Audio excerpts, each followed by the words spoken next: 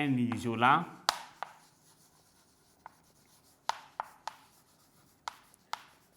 thermique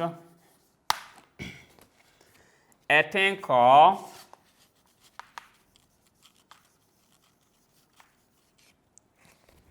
qui ne conduit pas la chaleur. Donc, est un corps qui ne conduit pas la chaleur. Un conducteur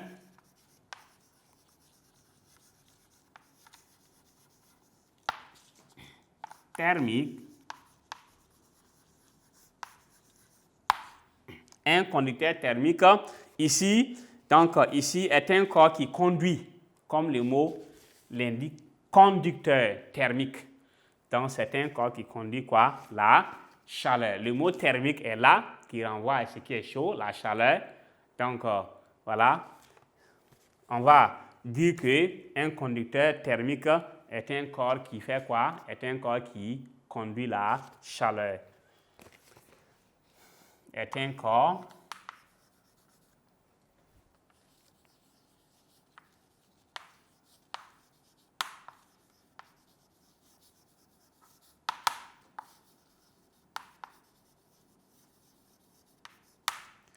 donc, voilà, est un corps qui conduit donc la chaleur.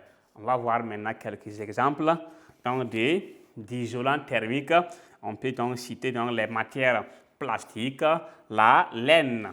Donc la laine qu'on connaît. Donc la laine, vous avez ça au marché. Donc on a aussi les papiers ordinaires, les papiers, les feuilles donc de papier, tout ça, les feuilles blanches.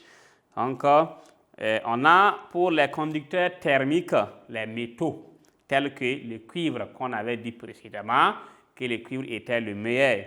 Suivi de quoi? Suivi de l'aluminium, on a le fer, on a l'argent. Donc, quand on dit l'argent, ce n'est pas dans les feuilles qu'on voit, mais c'est la matière qu'on a utilisée pour faire cela. Donc, exemple de conducteurs ou encore exemple d'isolant thermique.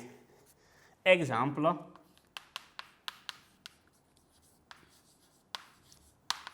d'isolant thermique. Donc, on a les matières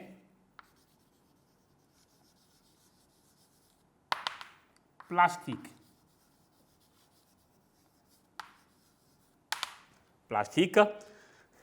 On a la laine.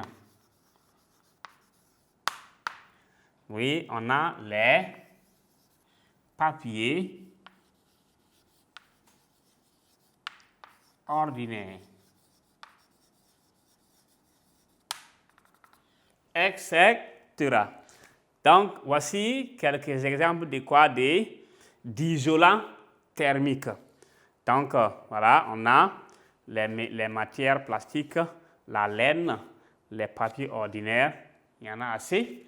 Donc, maintenant, exemple de quoi? Exemple des conducteurs thermiques.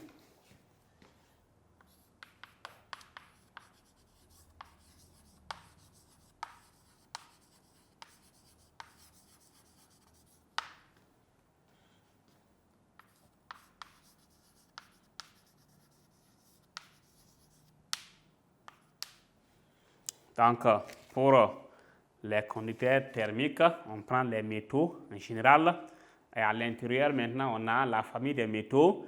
Il y a le cuivre, le meilleur conducteur. On a après l'aluminium qui suit. Donc, on a argent, il y en a assez. Donc, on va prendre les métaux. Les métaux tels que le cuivre,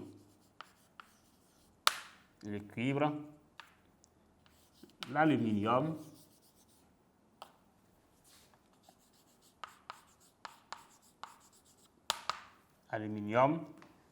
le fer, oui, l'argent. etc.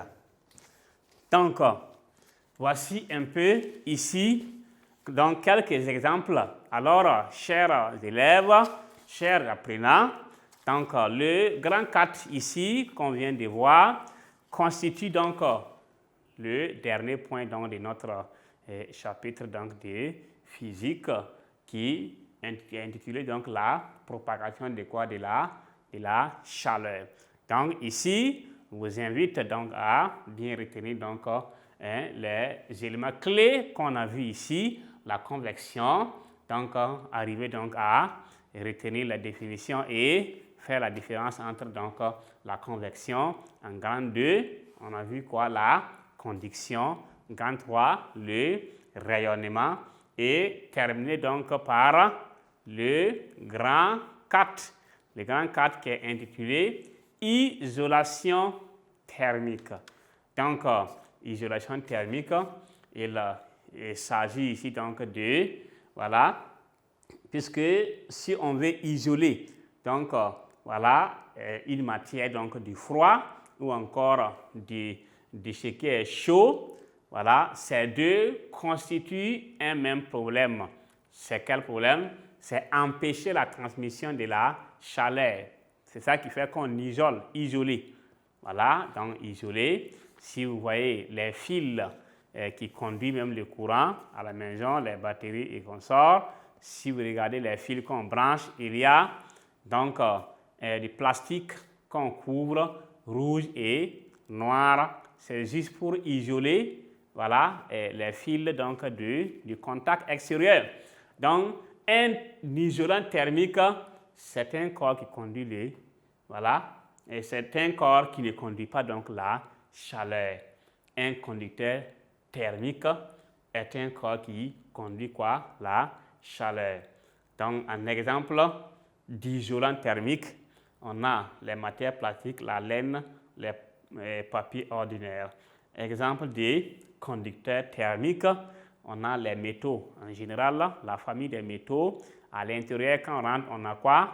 Le cuivre, l'aluminium, l'argent, voilà, il y en a assez. C'est juste un échantillon qu'on a cité pour montrer qu'il y a assez donc de quoi? Des bons conducteurs dans la famille donc des métaux. Et on les a classés du meilleur jusqu'à, voilà, en allant.